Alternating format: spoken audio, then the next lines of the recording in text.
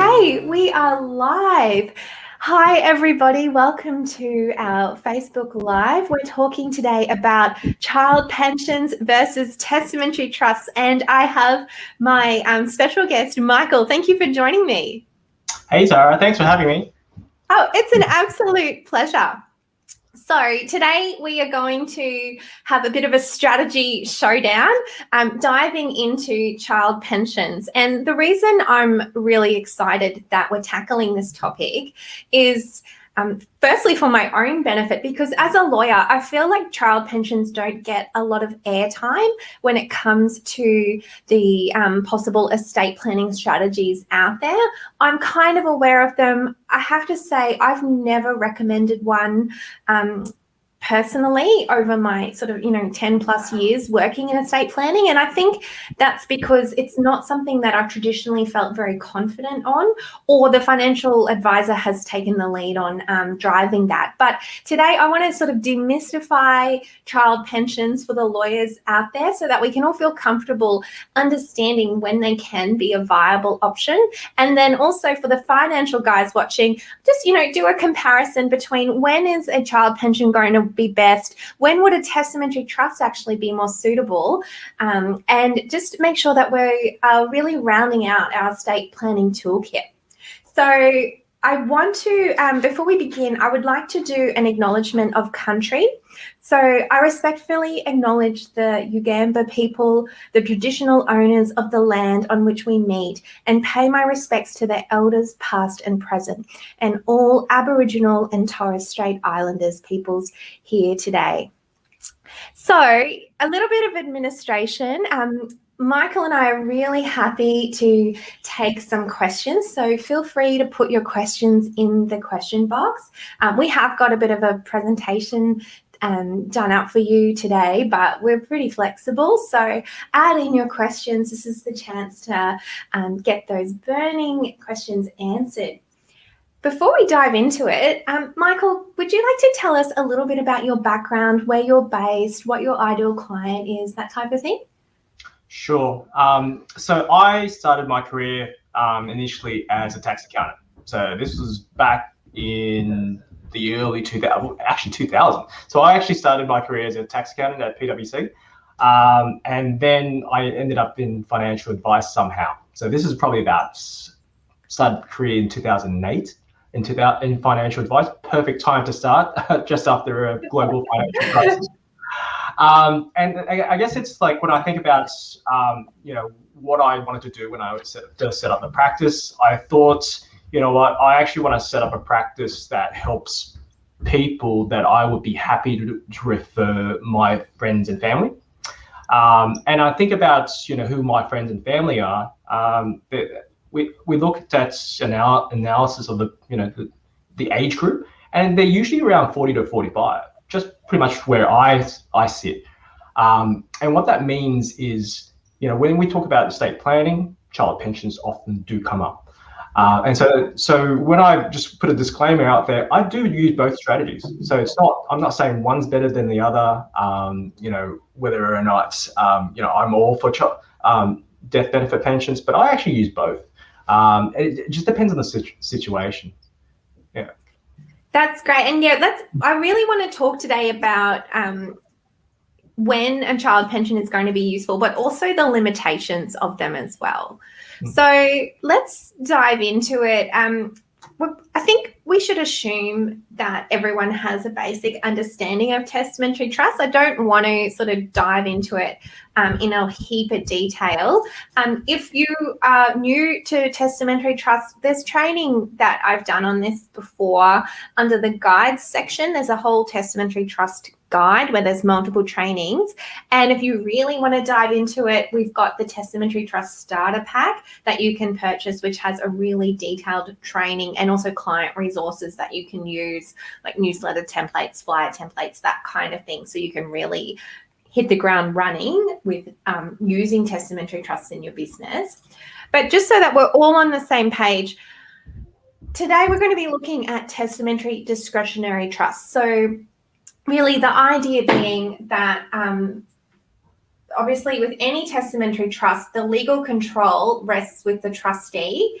And under this testamentary trust, the entitlements of the named beneficiaries will be completely at the trustee's discretion. So they won't have fixed entitlements. The trustee can choose which of the beneficiaries receive an income or capital benefit.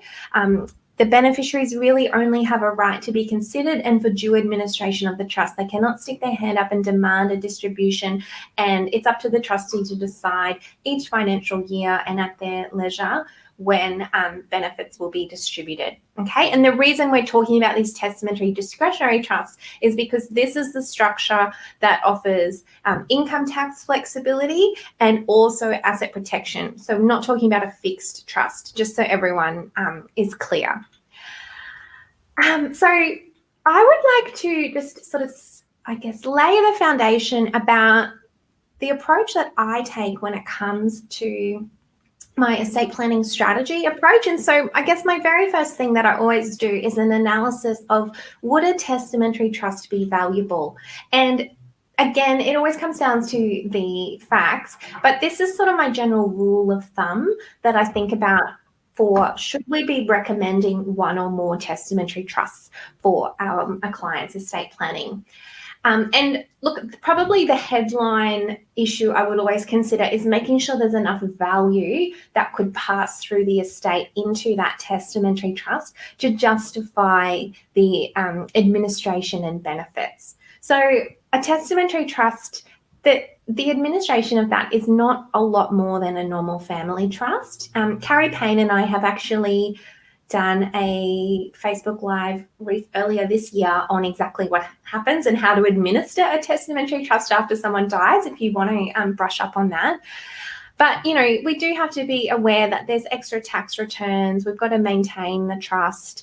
And my rule of thumb, therefore, is that I want to see probably like $500,000 minimum of investable assets that will be available in that trust after we've, you know, administered the estate, so that we can generate a return that's going to cover off all of that administration, that the income streaming benefits will be there, and also that we've got a sum that it's worthwhile for the asset protection.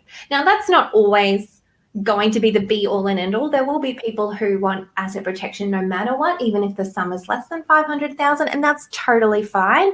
I guess my kind of reasoning for this is just to say I don't want to be putting people or setting up a testamentary trust where really the beneficiary is just going to pay off their mortgage, buy a new car, and, you know, go on a family holiday or something, and then there's not going to be a whole lot left in that trust available for investment and to justify those benefits. Another big thing, which is really what we're focusing on today, is the accepted trust income treatment of distributions to minors from the testamentary trust. So that's a real mouthful. What does that actually mean? You're probably all aware, if you've watched any of my Facebook Lives about testamentary trust before, you know that I think this is like the number one advantage of them. So let's go sort of start at the basics. You probably know a family trust that is set up during a person's lifetime can't distribute more than like $416, I think is the number, to minors without paying penalty tax on the income above the 416, right? The testamentary trust is treated differently. Because someone had to die before this testamentary trust could come into existence, they basically allow you to distribute to minors as if they were adults, so they don't pay that penalty tax. What that means in real terms is there's about $22,000 of tax-free income can be allocated to each minor beneficiary each financial year, tax-free. And then above that $22,000, they just pay sort of the normal adult marginal tax rates from there on. So you can allocate from the income that is earned from investing the inheritance a significant amount of tax-free income between the minors' beneficiaries. And for me, like, I feel like this is a huge advantage. It can make such a difference to a young family with young kids where they've lost one of their parents and a breadwinner in the family, to be able to pay for maintenance costs, education costs with tax-free money can, I think, really change the trajectory of a family's financial future, which is why I'm so passionate about using testamentary trusts for families with young children. I guess I've got to chime in there. So I guess when you think about from a household budget perspective, we did an analysis of, what people spent on a living expense perspective. And if you're a single, when you're looking at personal household budgets outside of mortgages, it's somewhere in the vicinity of about $40,000 to $60,000. And if you've got two kids, 20 grand tax-free, 20 grand tax-free, and then you've got a spouse that potentially isn't working and using up that marginal tax rate as well, it's pretty much tax-free income all out. Yeah, that's amazing compared to the alternative where the spouse, if there's no testamentary trust, the spouse receives all of that capital in their own name. They then have to go off and invest it, and the income is taxed at their marginal rate. And if they are working as well, that's all on top of their normal tax rate from their salary or employment income. It can make such a difference. I kind of think like the testamentary trust income treatment and the principal place of residence CGT exemption, like these are the holy grail of tax savings that the government gives us. I know, and they're starting to crack down on the they did last year with the testamentary trust integrity provisions. But this is gold. Like I think people, or like particularly, clients who are young and don't have that much wealth yet and have young children, don't even turn their mind to this. But for me, it's so important that type of demographic looks at utilizing a testamentary trust. Just to round this out, so obviously the testamentary trusts offer really powerful asset protection from both relationship breakdown and divorce risks and also bankruptcy. But we'll touch on that a little bit today, but I think our main focus is on the testamentary trusts. And lastly, they're also really helpful to protect a beneficiary from not being able to manage their inheritance properly. And that could also obviously extend to minors, and not because they have a gambling addiction or a substance abuse issue, but purely just because they're still too young. They're either under a legal disability because they're not under 18, or they're over 18, but they're financially immature and they're just not ready to manage this amount of money. Michael, you were saying before we got on the call, what would you have done if you'd inherited 500 grand or $1 million when you were 18? Well, I think about it, and I think about how responsible I was at the age of 18. And to be honest with you, when I think about my 18-year-old, I was either at uni at the time, and if you've got 500k in the bank at a young age, those uni beer nights would go a long way. But also, you probably do some really silly things, because I guess it's like, these days, to spend your money into, throw your money at things that you potentially don't understand. I'm just going to touch on cryptocurrency a little bit. It's all about, I mean, go back to when I first started, right? When I left high school, we didn't have access to online trading. We didn't have access to cryptocurrencies, and it's almost like a legalized form of gambling if you don't know what you're doing. And you could potentially, drugs and alcohol and all that aside, but potentially, if you don't know what you're doing at the age of 18 and you're not getting good advice, you could probably blow that. You could either set yourself up really, really well for the next couple of years, or could blow it really quickly. And sad to say, there's plenty of cases with the latter. Yeah, I think we've all probably got a war story of hearing someone who's, sadly blown through a huge sum of money that could have changed the full trajectory of their life. So I think I've done enough positioning the testamentary trust. Michael, I'm going to hand over to you. Tell us what we need to know about child pensions. Okay, so when a person dies, in most circumstances, we're going to have a bit of superannuation. And with that superannuation, you probably have some tax insurance associated with that. So if you work for an industry, like if you're a part of an industry fund, or your employer set one up for you, you probably have some sort of insurance that's automatically applied, right? And with that forms part of the death benefit pension that you can potentially pay out. So a child death benefit pension is payable to a child who's under the age of 18, or is between the ages of 18 and 24, who's financially dependent to the parent who's passed away or has a permanent disability.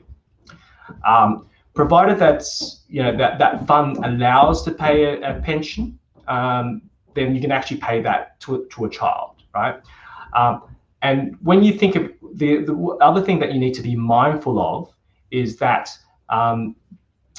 when you're paying it out as a pension, it also depends on your transfer balance cap, and that was introduced in 2017. So, as an example, you kind of think, well, what if I had $2 million? So, if I think about my circumstance, as a self-employed person, I don't have a lot of superannuation, I must admit. But my wife and I are both insured for about $2 million. And if I was to pay that out as a child pension, the maximum I could pay, and it was 100% to one child, the maximum I could pay out is 1.7 million, provided that this is next financial year, because it's been indexed from 1.6 to 1.7, right? And then the rest has to be taken as a lump sum. So that's sort of a few little quirks. There are a few others, but we won't get into the technical side. I think too technical, because it all depends on the circumstance. So that's essentially what a child benefit pension is. It's and when you get so from a taxing perspective, same thing as a testamentary trust. Tax at minor kids are taxed as adults, so you get the tax-free threshold. So pretty much similar to a testamentary trust. So that's what the main benefit is to keep the money in superannuation. You do have minimum payments that you must meet, and then that gets paid out at adult tax rates. So you get your $18,000 tax-free threshold plus a few little offsets. Yeah. Okay. And so, Michael, I think the main distinction is that the pension has to end, right? Like it can't just go on for the lifetime of the child. It has to end once they reach a certain age. Is that right? That's right. So once they reach the age of 25, it will come to an end, and they will need to take it as a lump sum, unless they're permanently disabled, which means that they can continue indefinitely. The other problem is that at the age of 18, they're an adult, so they can actually do whatever they want with the money. So you kind of go, well, if we think back about our earlier discussion as to what I would do if I had 500,000. Imagine what they would do if they had 1.7 million. Yeah. You could probably go, a lot of things can go wrong. And if you think about it, 1.7 million, if you invested it properly, and you're only paying out 4%, a lot of that would still be around. Yeah. Yes. Okay. So the child receives, or like their guardian, I presume, receives the income stream, like payable monthly or something. Do you get to choose that with your pension, or are they all kind of standard? No, so it's just normal pension rules. So based upon your age, generally will be about 4%, right?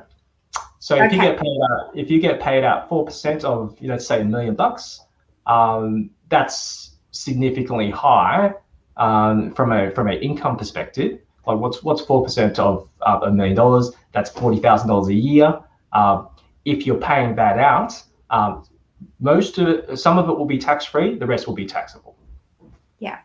Okay. And then once they turn 25, that ends, and whatever's left of that initial balance from the death benefit that was attributed to them is then paid out in the hands of that beneficiary, that child who's now an adult. That's correct. Yeah. And I think that's why I've said here, like, really that asset protection kind of ends once the pension ends. And even probably, you know, if you happen to be going through a divorce while you're still in receipt of a child pension, like it's a fixed certain entitlement that child or beneficiary is going to receive. So, you know, arguably, is it that protected anyway, compared to the testamentary trust, which can endure, as we know, for up to 80 years from the death of the testator, and offers ongoing asset protection, you know, provided they don't pull out lump sums as capital distributions and that type of thing. We've got a few questions coming through, so thank you so much. Do you mind if we ask some of those? So Tanya has asked, do all retail funds offer super pensions? Which is a great question. Like, yeah, does everyone do it, or do you have a need to find out? No. So you'll need to find out. So not all retail superannuation funds will pay a child benefit pension. If they don't, what you'll need to do is roll it into another fund. You can't keep it in the accumulation phase at that stage. You must either pay it out or what's called a cashing event, and a cashing event could be a pension stream or a lump sum. Okay. I mean, I think you've just really proved the importance for the lawyers, if you're thinking of a child pension, that you've got to collaborate with a financial advisor, because, you know, it's like modified transfer balance cap, and then knowing if the fund even allows it. Like, it's so complex if you're not a financial advisor. Is that fair to say? Yeah, I mean, we both do really good things for our clients, and that's the most important thing. And it's, at the end of the day, you know, not everyone's supposed to be across everything. So yeah. Now I want to check something as well. I guess sort of piggybacking on Tanya's question. So if there's life insurance within the super fund, does that form part of the death benefit, which can be subject to a pension, or is it just like a member balance of super? It's the combination of both. Yeah. So if you pass away, your super balance plus your insurance forms part of your the amount that can be payable. You know, you can do a combination of. It depends on who you're going to leave it to. You can do a combination of both. Take some as a lump sum, some of it as a pension. It's up to you. But I guess it's the one thing that we were talking about, the benefits of having it within the super environment is it doesn't form part of the estate. So if it could potentially get a little bit messy, and you don't know, right? So and if it potentially could get a little bit messy, you don't want that money locked up in legal battles, because at the end of the day, you know, the people that are really going to suffer the most are the kids. So yeah, that's a really good point. And I think I don't know, I haven't heard it lately, but over the years, I've heard this like misconception where people think that the testamentary trust can protect the inheritance from a family provision application claim.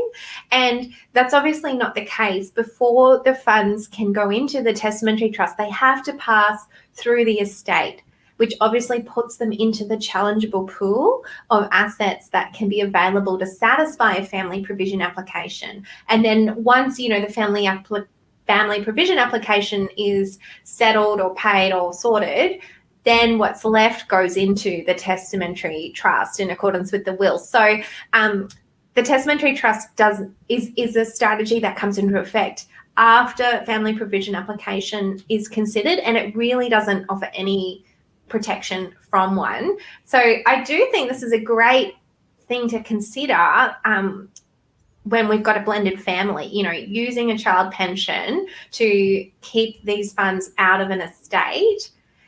And I might be putting you on the spot here. If we've got New South Wales notional estate, does a child pension achieve any anything more, more protection than normal, or is it just kind of all in the wash?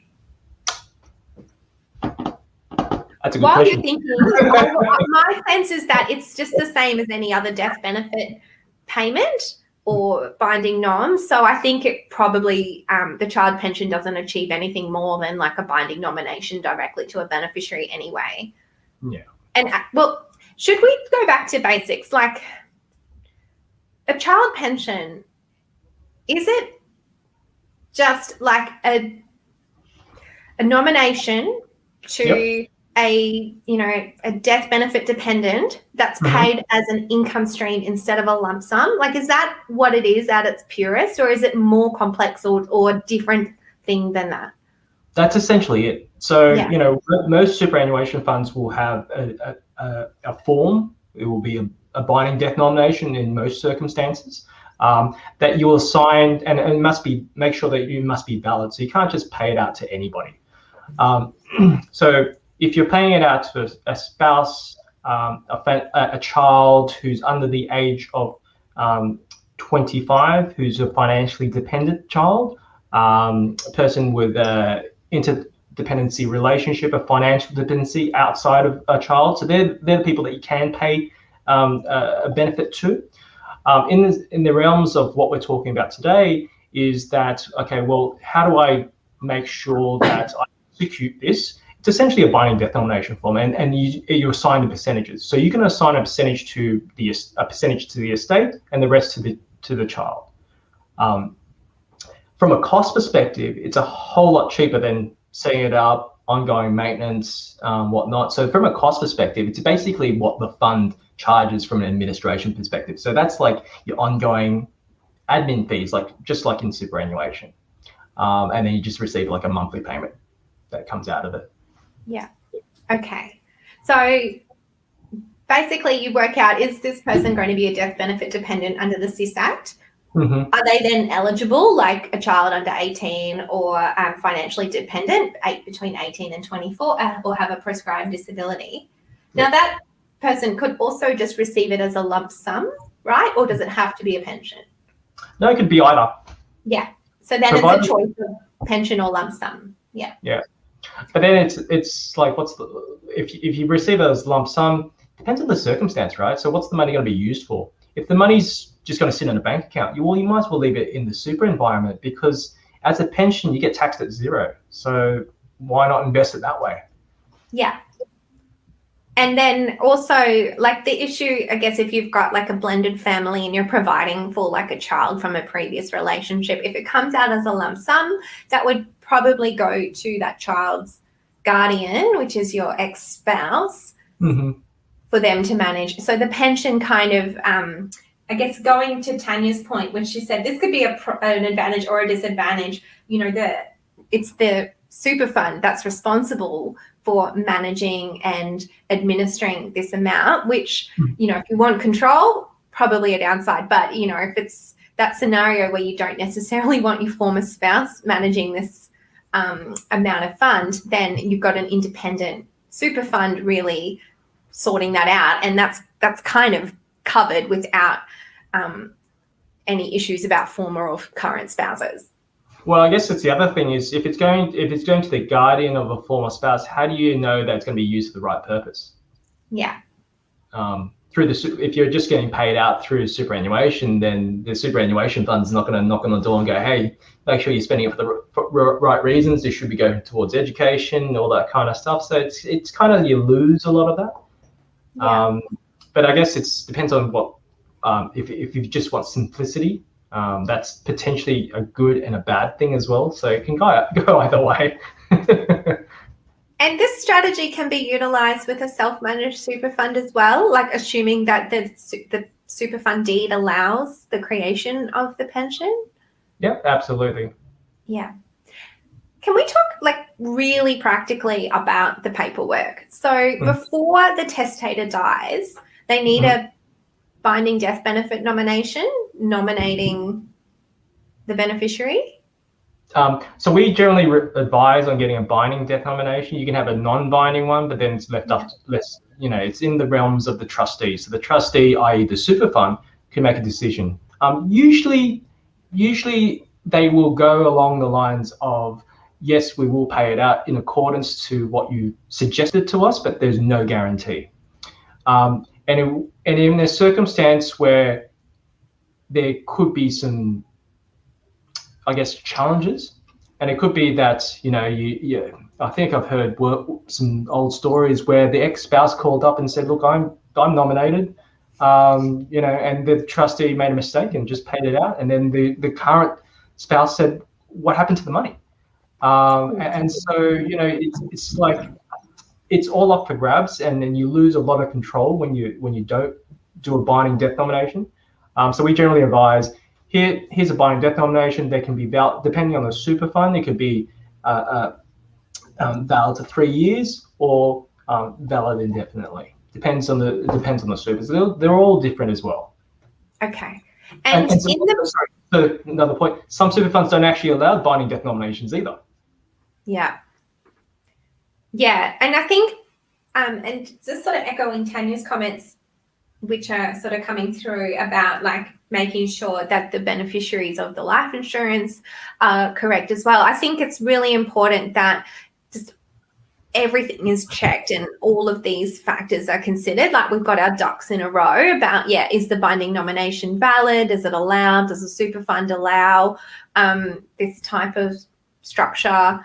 Who's the beneficiaries of the life insurance? Like all of that, I really think it's important that you've got an advisor who is checking all of this stuff so that the strategy works. And because there's a lot of rules around it, obviously, and that that's not even considering the transfer balance cap rules as well. And here's a little curly one. So in the past, when you were with one super fund, you always had to have the same life insurance provider. Nowadays, you don't actually have to do that. So as an example, I might have my superannuation with BT, but my life insurance is with TAL.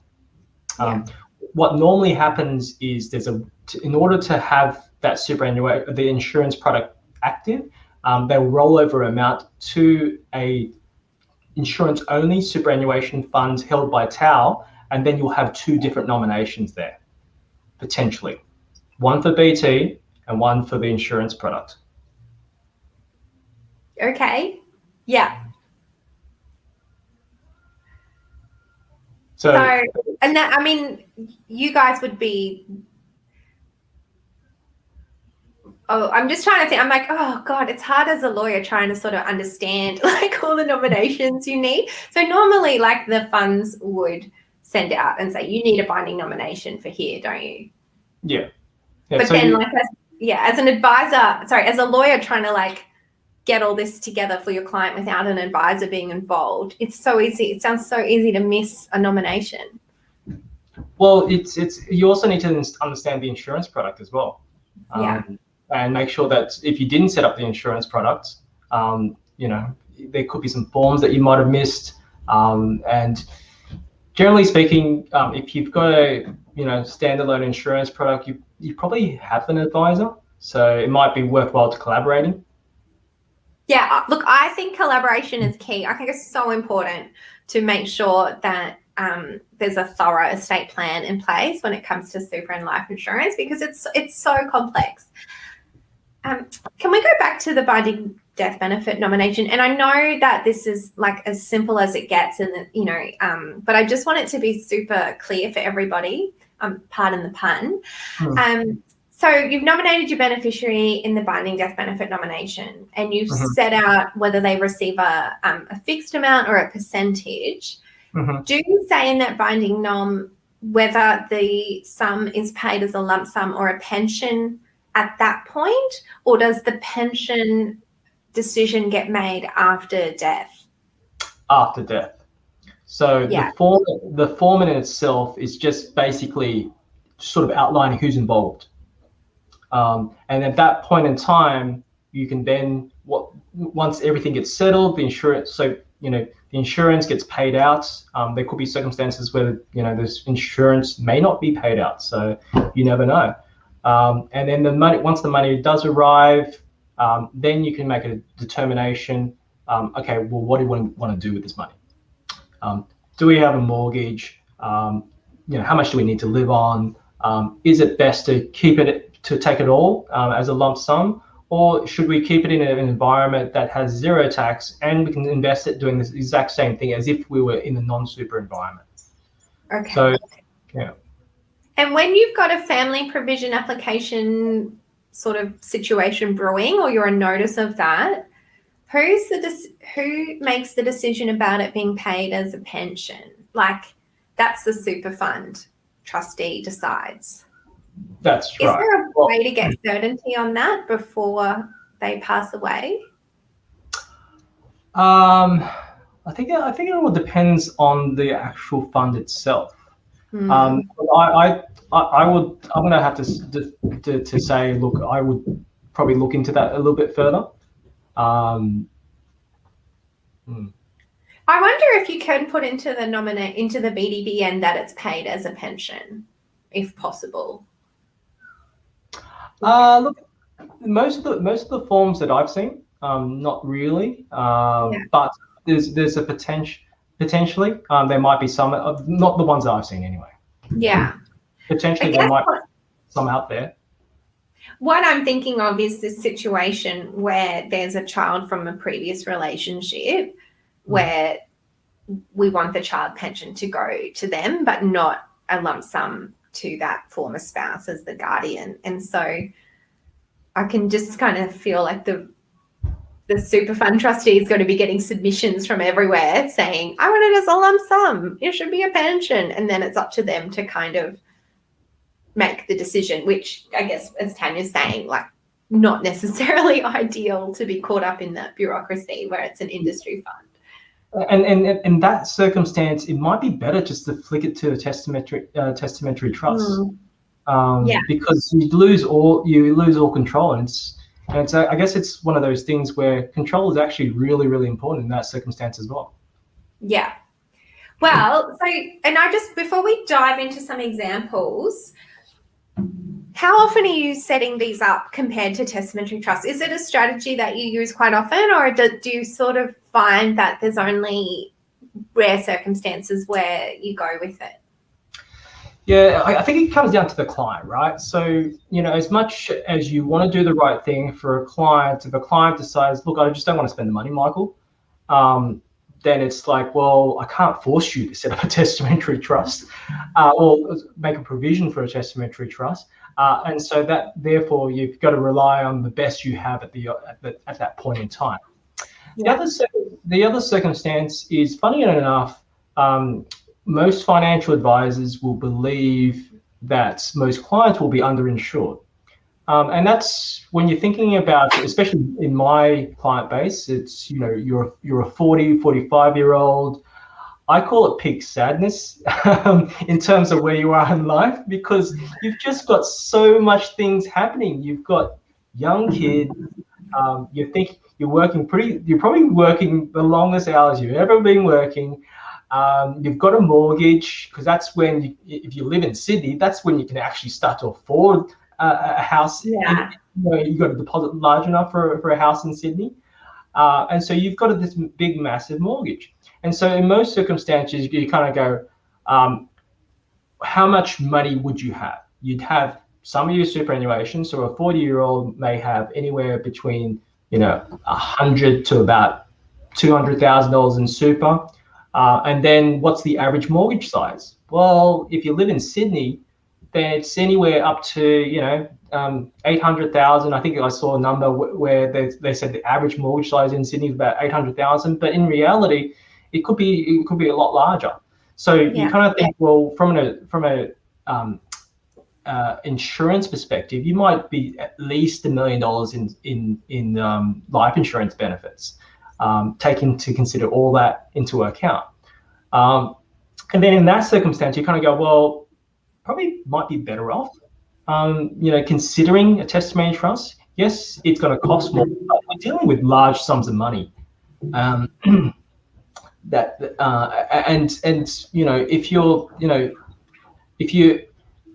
you can earn enough, to afford like a $1.6 million house in Sydney, then you're probably earning quite a bit of money. Therefore, potentially, depending on how your advisor calculated how much death benefit you need, it can potentially be a lot higher as well. Yeah. So let's go through some case studies. So we've got our young family, young couple with minor children. And today I'm mostly going to talk about minor children. This was a question that came up in LinkedIn, like, what about adult children? I mean, unless they're financially dependent in that 18 to 24 range. Or disabled. Yeah, or disabled. And I'll just say, I mean, you're very welcome to add in any comments you want about using this where there is a disabled beneficiary, Michael. But next month, our Facebook Live topic is actually on special disability trusts with William Johns. So if you want to flick it, hospital pass, all of it to him, you're very welcome. But I think this is probably the main demographic where we would be thinking of this strategy. So we've got our couple with the 3 minor children, and this is the very vanilla situation. There's no blended family, all biological children of our clients. And I've just thrown together a little asset table, kind of acknowledging that their main asset is going to be that life insurance and super. They've got a little bit of super, but it's mostly the life insurance in the super fund. They might have some cash in a joint bank account, still building up their equity, and their family homed as joint tenants, and maybe they've dabbled in a bit of, share investing or something. So all up, our estate is probably about 2.2 million if they both passed away, or 1.1 million. But we've got the home is held as joint tenants. So it's mostly the super column that we would be advising on with respect to our estate planning strategy. This is what it looks like, I think, if we're using a testamentary trust and our husband dies. So the house would go to the surviving spouse as a surviving joint tenant. I would probably put the surviving spouse as the remaining trustee of the testamentary trust, and we would divert anything that wasn't in a joint bank account, maybe the super and the life insurance, into that testamentary trust. Now, if you're going to ask me, for the people watching, if you're going to ask me about asset protection and family law with that surviving spouse being the sole trustee, don't ask me.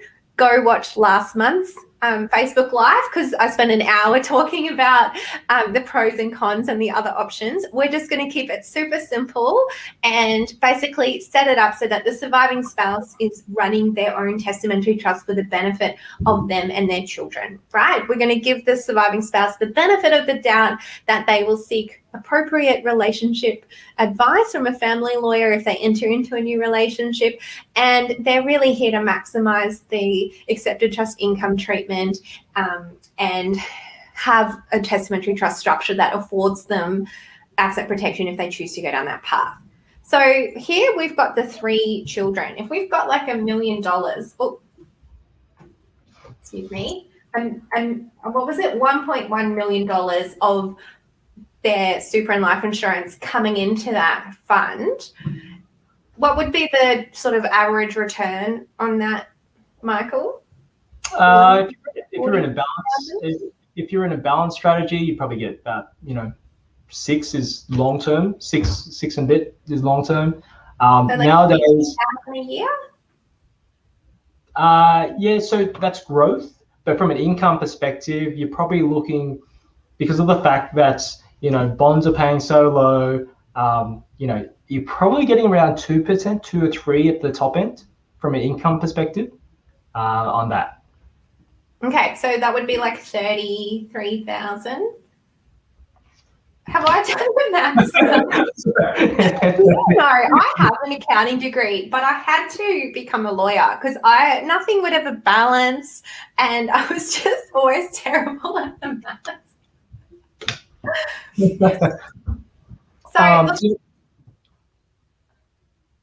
So if you're getting it,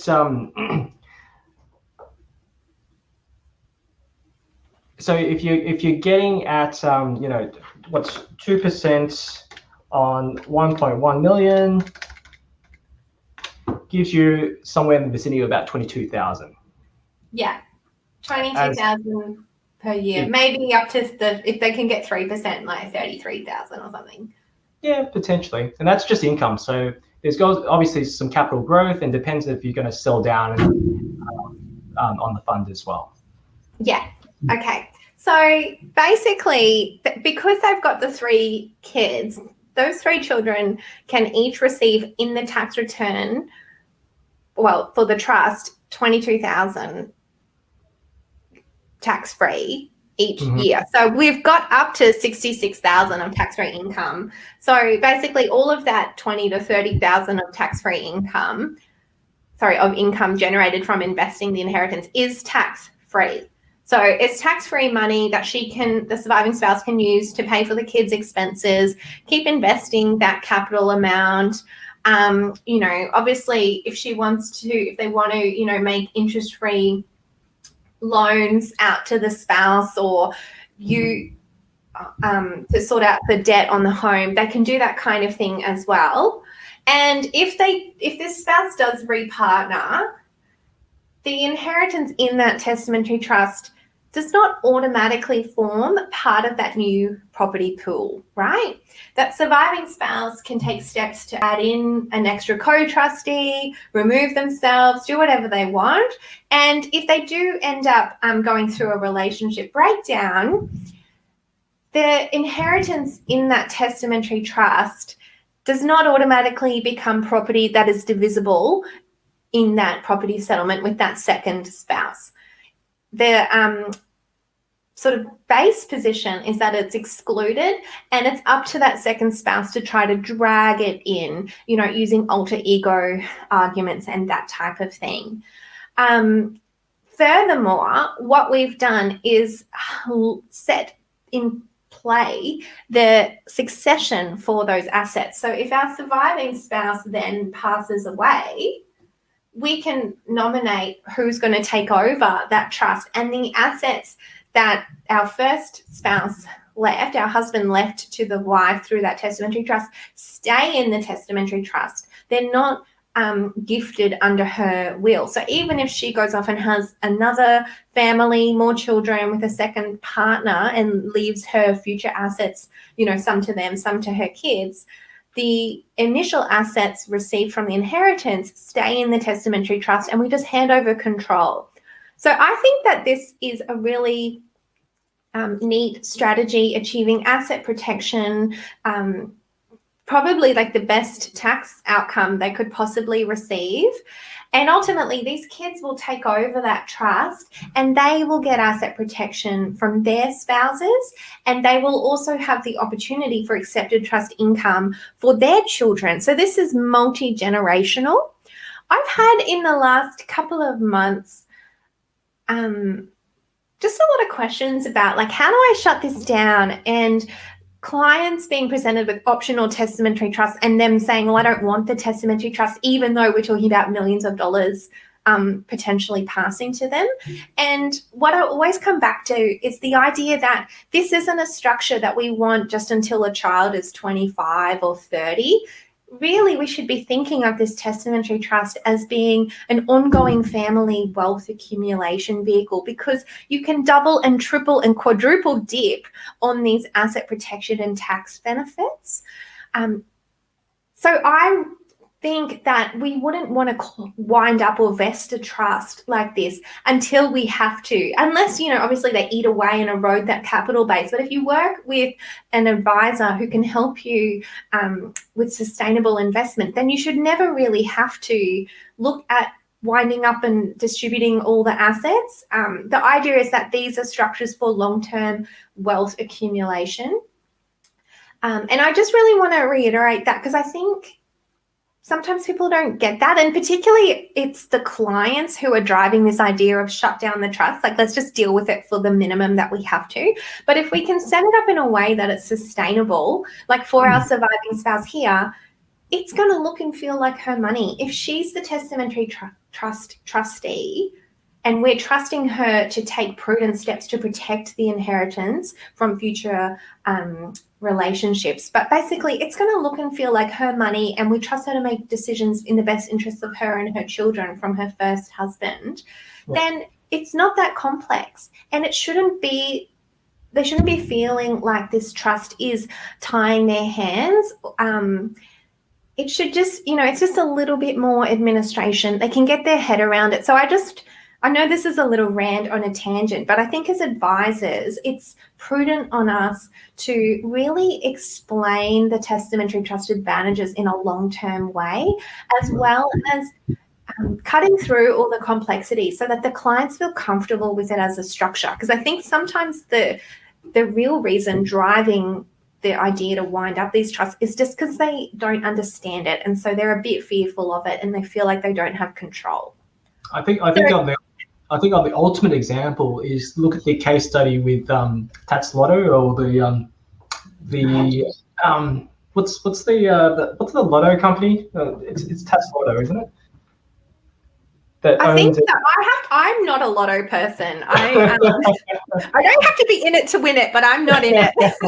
but I believe it's Tats Lotto. But essentially, that business, that entity, actually started from a testamentary trust. The only reason they had to wind up is because it got to 80 years or whatever the amount of years is, and then they essentially, all the trustees decided, well, let's float it, and they all walked away with a lot of money. So that's I didn't know that. Thanks, yes, Michael. That's all right. So that was a really interesting thing. So when you think about it, it's like, well, what if you're thinking beyond generations, right? So you're thinking just beyond mother and father. Then you're thinking about grandkids. Then you're thinking about their that whole multi-generational wealth. People, you're not always going to find people who have the low tax bracket. Some people are going to start to earn quite a bit of money as well. And then in that circumstance, well, what if you set up, work with a financial advisor, set up a bucket company within the trust, and not have to distribute. And then that way, the maximum tax you pay is 30% as opposed to whatever you could potentially be earning, which could be at 45 cents in the dollar. Yeah, thanks. I think we're on the same page that this can be a really valuable strategy, particularly where you've got a large amount of funds going in. And I kind of say my magic number is 500,000, but obviously the higher the sum, the more this will be a long-term strategy as well, and it will justify the administration costs. Whatever sort of sparked the idea for me was the concept of a blended family, because as when we're doing the estate planning strategy, this is always a really, really difficult client scenario to manage. Obviously the emotional factors, but also just trying to sort of balance up everybody's needs. And the simple answer, it's like, if you've got enough cash, then usually that helps, right? Like if we can just give, here we've got like our child from a previous relationship. Let's say that they're 10 and that these kids are like 4 and 2, something like that. If our 10, we've got to provide for our 10-year-old, obviously, but our husband here has basically started a new family, and his priority would be to mostly provide for that new family and the younger children, right? Like normally that is kind of the brief that you receive. So if we've got a heap of insurance, I would typically say, great, let's just give our 10-year-old a whack of insurance. Get if insurance is affordable, let's just get a policy, like the most you can easily afford, death or a life insurance policy, have that going to that child, easy peasy. They're provided for, and we don't have to worry. But I think where the child pension strategy can come in is where there's just not enough money to go around. Insurance is not easily affordable, and we've got sums that don't necessarily justify a testamentary trust. So just to kind of round out like my insurance strategy, or if there's enough wealth where they can self-fund this, I would normally say with our 10-year-old, we set up a testamentary trust for them. And maybe, I don't know, whatever they can afford. If they can afford $1 million life insurance or whatever they can afford, basically, I just say the most amount. Like, if you're young and I think, like, for me, my life insurance is cheap as chips. It's the TPD and the trauma and the income protection that seems expensive. So if this was my scenario, I'd just get like another $1 million and suck up the premium and pay for it. But I know that's not the case for everybody. And then I would just... In most scenarios, that'd be the case, because from a life insurance perspective, the reason why the premiums are cheap is because they don't pay out as often as a trauma, a cancer, or a accident, or whatever it is. Yeah. And then, like, you can be really considerate about who the trustee of that trust is. It doesn't have to go, those funds don't have to go under the management of your former spouse. You can nominate, like, your family, your brother or your best friend or whoever that you want to, manage this money for your child from the first relationship.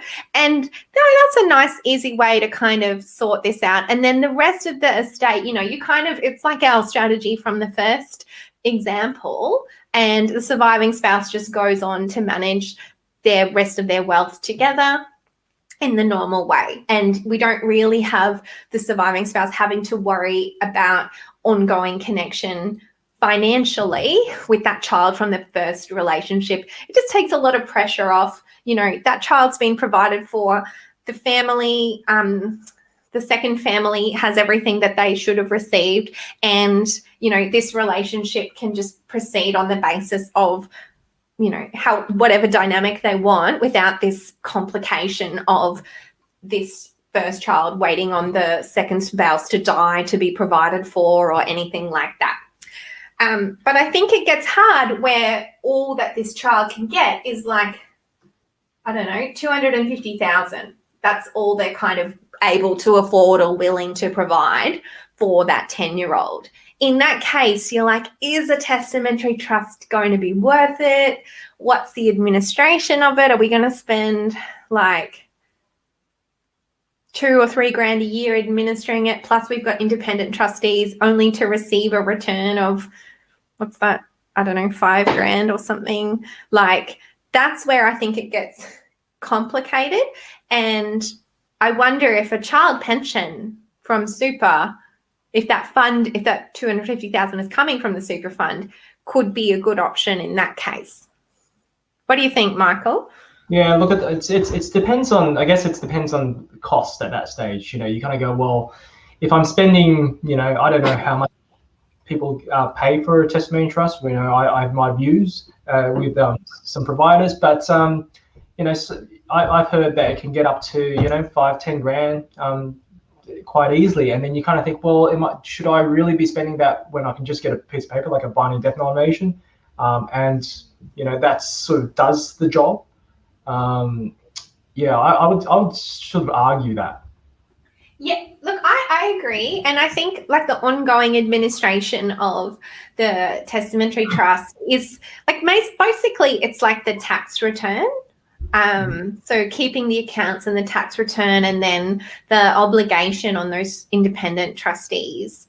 So, that could, I don't know what accounting fees are. And the investment decision as well, do you need a financial advisor to invest that fund on your behalf? Or is it okay to sit into like a strategy within the superannuation environment, like one of the default options, and then it's just, let it do its thing? Yeah, that's a great point. And I mean, I think like where you've got independent trustees, like if this fellow had nominated his brother as the trustee, like really the trustee ought to be engaging a financial advisor and documenting the investment strategy. So then you've got the financial advisor fees each year and the accounting fees. And so that could add up where you've only got like a minimum return of something like $250,000. It's like, is it worth the testamentary trust? And I'm a huge fan of testamentary trusts, obviously, but I'm not wanting to just set them up just to make more work for you guys. Sorry.